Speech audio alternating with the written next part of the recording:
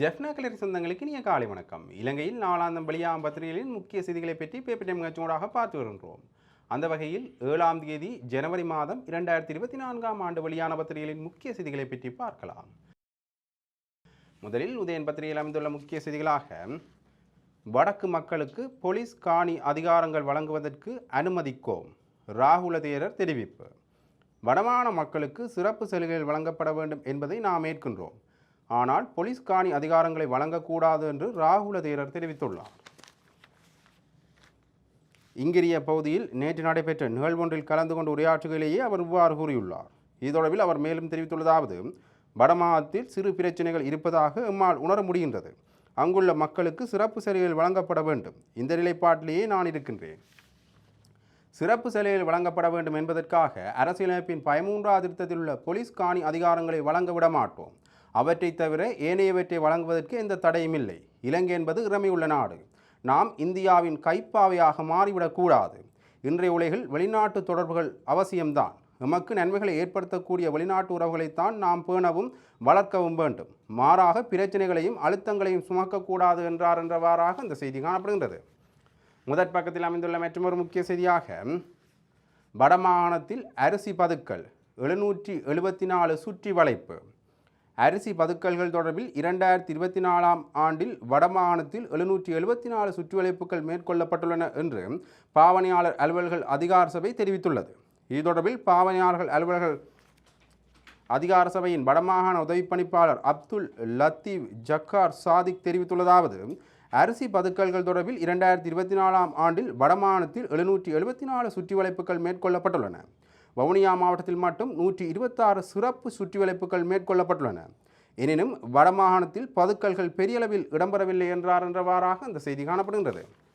முதற் பக்கத்தில் அமைந்துள்ள மற்றொரு முக்கிய செய்தியாக, பதவி விலகினார் கனேடிய பிரதமர், இலங்கையில் இனப்படுகொலை என தீர்மானம் நிறைவேற்றிய தலைவர். கனேடிய பிரதமர் ஜஸ்டின் ட்ரூடோ நேற்று பதவி விலகியுள்ளார். உடனடியாக நடைமுறைக்கு வரும் வகையில் லிபரல் கட்சியின் தலைமை பதவியிலிருந்து விலகிய அவர் புதிய பிரதமர் தேர்வாகும் வரை பிரதமர் பதவியில் தொடரவுள்ளதாகவும் அறிவித்துள்ளார்.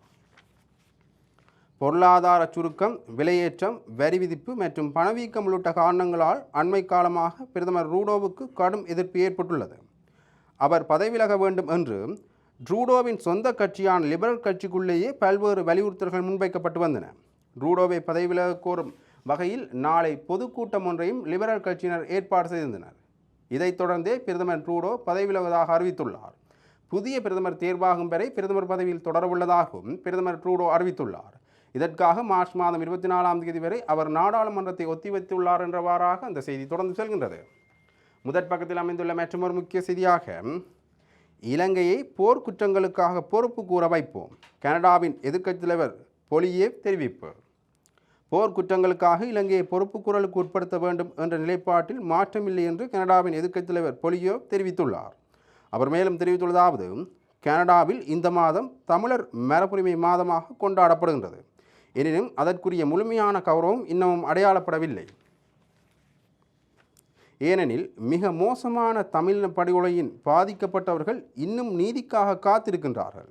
இலங்கையில் இடம்பெற்ற போர் குற்றங்களுடன் தொடர்புடையவர்கள் பொறுப்பு கூறலுக்கு உட்படுத்தப்பட வேண்டும். எமது நிலைப்பாட்டில் என்றும் மாற்றங்கள் ஏற்படாது. தமிழ் மக்களுக்கு ஆதரவானதும் இலங்கை அரசாங்கத்துக்கு எதிரானதுமான எமது நிலைப்பாட்டை நாம் தொடர்ந்தும் வலியுறுத்துவோம். கனடாவில் வாழும் தமிழ் சமூகத்தினரை நான் பெரியளவில் மதிக்கின்றேன். கடின உழைப்பாளிகளான அவர்களை கௌரவப்படுத்துகின்றேன். தமிழர்களை கொண்டாடுவதில் நாம் பெருமை அடைகின்றோம் என்றவாறாக இந்த செய்தி காணப்படுகின்றது.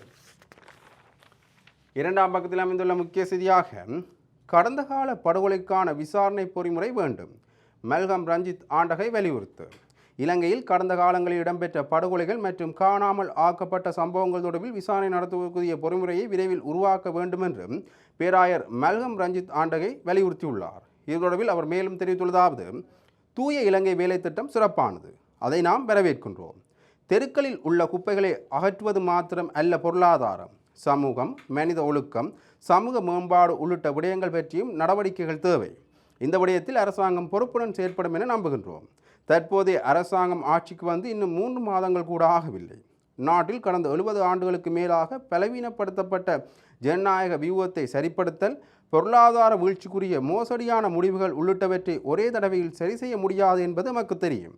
ஆனால் இந்த விடயத்தில் காத்திரமான நடவடிக்கைகள் அவசியம் என்று அவர் குறிப்பிட்டுள்ளார் என்றவாறாக அந்த செய்தி தொடர்ந்து செல்கின்றது.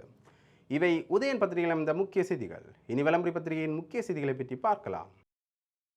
விளம்பரி பத்திரிகையின் முதற் பக்கத்தில் அமைந்துள்ள முக்கிய செய்திகளாக சட்டத்தை நிலைநாட்டி மக்களின் நம்பிக்கையை மீளப்பெற நடவடிக்கை, ஜனாதிபதி அன்ரு மார்சநாயக்க தெரிவிப்பு.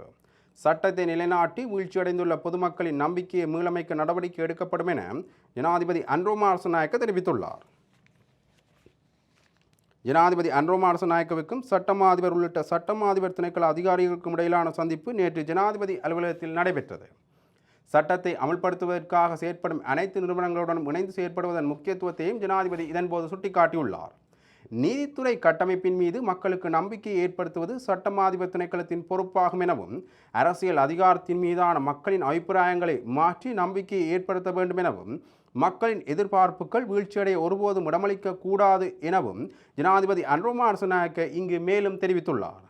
அவ்வாறு மக்களின் எதிர்பார்ப்புகளை வீழ்ச்சியடைய செய்யும் வகையில் அரசாங்கம் செயற்படாது என்றும், சட்டத்தை நிலைநாட்டுவது தொடர்பில் மக்களின் நம்பிக்கை வீழ்ச்சியடைந்துள்ளதோடு அதனை மீளமைக்க நடவடிக்கை எடுப்பதாகவும் ஜனாதிபதி இங்கு வலியுறுத்தியுள்ளார் என்றவாறாக அந்த செய்தி தொடர்ந்து செல்கின்றது. முதற் பக்கத்தில் அமைந்துள்ள மற்றொரு முக்கிய செய்தியாக, சீனாவில் பரவும் வைரஸ், இந்தியாவில் இதுவரை 5 குழந்தைகளுக்கு உறுதி. சீனாவில் HMPV எனப்படும் ஒருவித வைரஸ் பரவி வருகின்றது. இந்தியாவில் இந்த வைரஸ் அறிகுறிகளுடன் இதுவரை 5 குழந்தைகள் இனங்காணப்பட்டுள்ளன. சீனாவில் கடந்த 2019ஆம் ஆண்டிறுதியில் உருவான கொரோனா வைரஸ் உலகம் முழுவதும் பரவி பெரும் பாதிப்பை ஏற்படுத்திய நிலையில் தற்போது சீனாவில் புதிய வைரஸ் ஒன்று பரவி வருகின்றது. HMPV என அழைக்கப்படும் இந்த வைரஸால் பலர் பாதிக்கப்பட்டுள்ள நிலையில் முதல் மனித மெட்ரோ நியூமா வைரஸ் தொற்று பாதிப்பு இந்தியாவில் கண்டறியப்பட்டுள்ளது. பெங்களூருவைச் சேர்ந்த 3 மாத பெண் குழந்தை மற்றும் 8 மாத ஆண் குழந்தை உட்பட 5 குழந்தைகளுக்கு HMPV தொற்று பாதிப்பு இருப்பதாக சுகாதாரத்துறை உறுதி செய்துள்ளது. குழந்தைகள் தீவிர கண்காணிப்பில் உள்ளதாகவும் இந்திய ஊடகங்கள் செய்தி வெளியிட்டுள்ளன.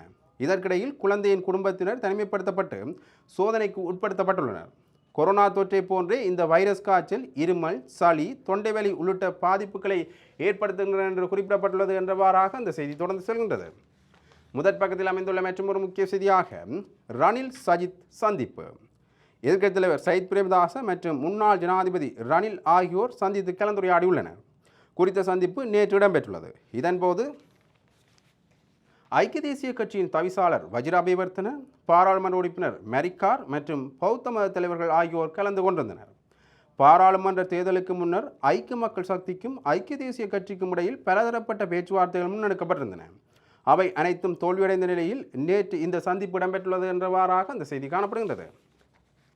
முதற் பக்கத்தில் அமைந்துள்ள மற்றொரு முக்கிய செய்தியாக, நிறுத்தப்பட்ட வீட்டு திட்ட நிர்மாணங்கள் ஆரம்பம், நகர அபிவிருத்தி அமைச்சு தெரிவிப்பு. நாட்டில் இடைநடுவில் நிறுத்தப்பட்டுள்ள வீட்டு திட்டங்களின் நிர்மாணப் பணிகள் மீள ஆரம்பிக்கப்படும் என நகர அபிவிருத்தி, நிர்மாண மற்றும் வீடமைப்பு அமைச்சு தெரிவித்துள்ளது. இந்த திட்டத்தை மீண்டும் தொடங்குவதன் முக்கிய நோக்கம் ஒவ்வொரு தனிநபருக்கும் வீட்டுரிமையை வழங்குவதாகும் என சுட்டிக்காட்டப்பட்டுள்ளது. இதன்படி முன்னுரிமை அடிப்படையில் உரிய திட்டங்கள் நடைமுறைப்படுத்தப்படும் என அமைச்சு குறிப்பிட்டுள்ளது. மேலும் இதுவரை வசதியான வீட்டு உரிமை இல்லாத கிட்டத்தட்ட 1 மில்லியன் மக்கள் அடையாளம் காணப்பட்டுள்ளதாகவும் தெரிவிக்கப்படுகின்றது. அவர்களில் 65,000 பேர் கொழும்பு நகர எல்லையில் வசிப்பதாக கூறப்படுகின்ற நிலையில் சம்பந்தப்பட்ட பகுதிகளில் உள்ளடக்கி வீட்டு திட்டங்கள் ஆரம்பிக்கப்பட உள்ளன என்றவாறாக அந்த செய்தி தொடர்ந்து செல்கின்றது. இரண்டாம் பக்கத்தில் அமைந்துள்ள முக்கிய செய்தியாக, பல்கலைக்கழக உபவேந்தர்களுடன் பிரதமர் ஹரணி சந்திப்பு. அரச பல்கலைக்கழகங்களின் உபவேந்தர்களுக்கும் பிரதமர் கலாநிதி ஹரணி அமரசூரியவுக்கும் இடையில் சந்திப்பு ஒன்று இடம்பெற்றுள்ளது. பல்கலைக்கழக மானியங்கள் ஆணைக்குழுவில் இந்த சந்திப்பு இடம்பெற்றதாக பிரதமரின் ஊடகப் பிரிவு தெரிவித்துள்ளது. பல்கலைக்கழகங்களில் நிர்வாக சிக்கல்கள், கல்வி மற்றும் கல்விசாரா ஊழியர்களின் வெற்றிடங்கள், மாணவர்களின் குடியிருப்பு பிரச்சினைகள், உதவித்தொகை செலுத்தும் செயல்முறையை முறைப்படுத்துதல் போன்ற பல பிரச்சனைகள் குறித்து இதன்போது பிரதமரின் கவனம் செலுத்தப்பட்டுள்ளது. கலந்துரையாடலில் பிரதி கல்வி அமைச்சர் கலாநிதி மதுர செனவிரத்ன, பல்கலைக்கழக மானியங்கள் ஆணைக்குழுவின் தலைவர் பேராசிரியர் கபில செனவிரத்ன உள்ளிட்டோர் கலந்து கொண்டனர் என்றவாறாக அந்த செய்தி காணப்படுகின்றது. இவை விளம்பரி பத்திரிகையில் அமைந்த முக்கிய செய்திகள். இனி தினகோல் பத்திரிகையின் முக்கிய செய்திகளை பற்றி பார்க்கலாம். தினகோல் பத்திரிகையின் முதற் பக்கத்தில் அமைந்துள்ள முக்கிய செய்திகளாக, தமிழின படுகொலையின் இரத்தக்கரையை அனுர அரசாங்கம் சுத்தம் செய்யுமா? ஜாழ் பல்கலைக்கழக மாணவர் ஒன்றியம் கேள்வி. கிளீன் ஸ்ரீலங்கா வேலை திட்டத்தை முன்னெடுக்கும் ஸ்ரீலங்கா அரசு முதலில் தன் மீது படிந்துள்ள தமிழின படுகொலை கரையை சுத்தம் செய்து கொள்ள வேண்டும் என யாழ்ப்பாண பல்கலைக்கழக மாணவர் ஒன்றிய செயலாளர் சிவகஜன் வலியுறுத்தியுள்ளார். தமிழ் போர் கைதிகளின் கைதானது தனியே பயங்கரவாத தடைச்சட்டத்தின் கீழ் பார்க்கக்கூடியதொன்றல்ல, மாறாக அனைத்துலகமயமாக்கப்பட வேண்டிய தமிழின படுகொலையின் நீட்சியே ஆகும் என்றும் அவர் மேலும் சுட்டிக்காட்டியுள்ளார். தமிழ் அரசியல் கைதிகளை விடுதலை செய்ய கோரி வடக்கு கிழக்கு தழுவி முன்னெடுக்கப்படும் கையெழுத்து போராட்டத்திற்கு வலுச்சேர்க்கும் வகையில் ஜாழ் பல்கலைக்கழக மாணவர் ஒன்றியத்தின் ஒருங்கிணைப்பில் நேற்று ஜாழ் பல்கலைக்கழக முன்றலில் நடந்த போராட்டத்தில் உரையாற்றும் போது இவ்வாறு வலியுறுத்திய அவர் மேலும் தெரிவிக்கையில், தற்போது விடுதலையை எதிர்நோக்கி காத்திருக்கும் 10 அரசியல் கைதிகளில் 8 பேரின் மீதே நீதிமன்ற வழக்குகள் முன்னெடுக்கப்படுகின்ற போதிலும் 2 எவ்வித வழக்குகளுமின்றி தொடர்ந்தும் தடுத்து வைக்கப்பட்டுள்ளனர். இனப்படுகொலை போரின் நீட்சியான போர் கைதிகளின் கைதுகளை நாம் நோக்க வேண்டும். எமது சுயநிர்ணயத்திற்கான கோரிக்கையை அனைத்துலகப்படுத்துவதற்கும் அதனை வலுச்சேர்ப்பதற்கும் ஜெனீவா சமவாயம் உள்ளிட்ட பன்னாட்டு சமவாயங்களின் உட்பட்டு போர்க்கைதிகள் என்ற சொற்பதமே பயன்படுத்தப்பட வேண்டும். ஆனால் அது ஸ்ரீலங்காவின் ஆட்சி பரப்புக்குட்பட்ட பயங்கரவாத தடை சட்டத்திற்குட்பட்டு அரசியல் கைதிகளாக சுருக்கப்பட்டுள்ளது என்று அவர் குறிப்பிட்டுள்ளார் என்றவாறாக அந்த செய்தி தொடர்ந்து செல்கின்றது. முதற் பக்கத்தில் அமைந்துள்ள மற்றொரு முக்கிய செய்தியாக, ஜாலில் மீண்டும் முளைத்த சோதனை சாவடிகள். ஜாழ்ப்பாணத்தில் நீண்ட காலமாக இருந்து அகற்றப்பட்ட சோதனை சாவடிகள் மீண்டும் திடீரென அமைக்கப்பட்டு வருகின்றமை பொதுமக்கள் மத்தியில் சந்தேகத்தை ஏற்படுத்தியுள்ளது. யுத்தத்தின் போதும் யுத்தம் முடிவுற்ற பின்னரும் கூட பல்வேறு இடங்களிலும் சோதனை சாவடிகள் அமைக்கப்பட்டிருந்தன. இச்சோதனை சாவடிகளை அகற்றுமாறு அரசியல் கட்சிகளும் பொதுமக்களும் நீண்ட காலமாகவே கோரிக்கை விடுத்து வந்திருந்தனர். இந்நிலைமையில் நாட்டில் புதிய ஆட்சி மாற்றம் ஏற்படுத்தப்பட்டு ஜனாதிபதி அன்ரோமார் நாயக்க ஜாழ்ப்பாணத்திற்கு வந்து சென்ற பின் இங்கிருந்த சோதனை சாவடிகள் அனைத்தும் உடனடியாக அகற்றப்பட்டன. இவ்வாறான நிலைமையில் அன்று திடீரென அகற்றப்பட்ட சோதனை சாவடிகள் மீண்டும் தற்போது அதே இடங்களில் அமைக்கப்பட்டு வருகின்றன. மாற்றம் என்று கூறி புதிதாக ஆட்சிக்கு வந்த அனுர அரசாங்கத்தின் இந்த நடவடிக்கை பொதுமக்கள் மத்தியில் பல்வேறு சந்தேகத்தையும் பெரும் அச்சத்தையும் ஏற்படுத்தியுள்ளதாக அமைந்துள்ளது. இதே போன்றுதான் நீண்ட காலமாக பெருத்துறையில் அமைக்கப்பட்டிருந்த இராணுவ முகாமை அகற்றுவதாக கூறிய போதும் இதுவரையில் அகற்றப்படவில்லை என்பது குறிப்பிடத்தக்கது என்றவாறாக அந்த செய்தி காணப்படுகின்றது. முதற் பக்கத்தில் அமைந்துள்ள மற்றொரு முக்கிய செய்தியாக, புதிய ஆண்டில் முதலாவது பாராளுமன்ற அமர்வு இன்று. புதிய ஆண்டில் முதலாவது பாராளுமன்ற அமர்வு இன்று செவ்வாய்க்கிழமை முதல் எதிர்வரும் 10ஆம் தேதி வெள்ளிக்கிழமை வரை கூட உள்ளது. சபாநாயகர் வைத்தியகலாநிதி ஜெகத் விக்ரமரத்ன தலைமையில் நடைபெற்ற பாராளுமன்ற அலுவலர்கள் பற்றிய குழு கூட்டத்திலேயே இந்த தீர்மானம் எடுக்கப்பட்டது. இதற்கமைய இன்று செவ்வாய்க்கிழமை முற்பகல் 9:30 மணி முதல் முற்பகல் 10:30 மணி வரை வாய்மூல விடைக்கான கேள்விக்காக நேரம் ஒதுக்கப்பட்டுள்ளது என்றவாறாக அந்த செய்தி தொடர்ந்து செல்கின்றது.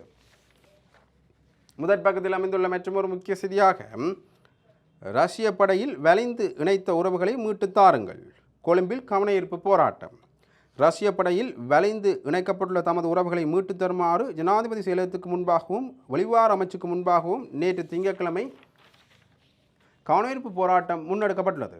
ஜனாதிபதி செயலகத்துக்கு முன்பாக ரஷ்ய படையில் வளைந்து இணைக்கப்பட்டுள்ள ஜாழ்ப்பாணத்தைச் சேர்ந்த 2 இளைஞர்களின் தாய்மாரும் வெண்ணப்புவையைச் சேர்ந்த தாயொருவரும் குறித்த வலிந்து இணைக்கப்பட்ட நிலையில் காயமடைந்துள்ள கணவருக்காக முல்லைத்தீவைச் சேர்ந்த துணைவியார் ஒருவருமாக 5 கவனஈர்ப்பு போராட்டத்தில் ஈடுபட்டனர் என்றவாறாக அந்த செய்தி தொடர்ந்து செல்கின்றது.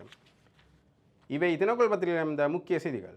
இன்று வெளியான பத்திரிகைகளின் முக்கிய செய்திகளை பற்றி பார்த்தோம். தொடர்ந்தும் பத்திரிகை செய்திகளை அறிந்து கொள்ள பேப்பர் டைம் நிகழ்ச்சியுடன் இணைந்திருங்கள். நன்றி, வணக்கம்.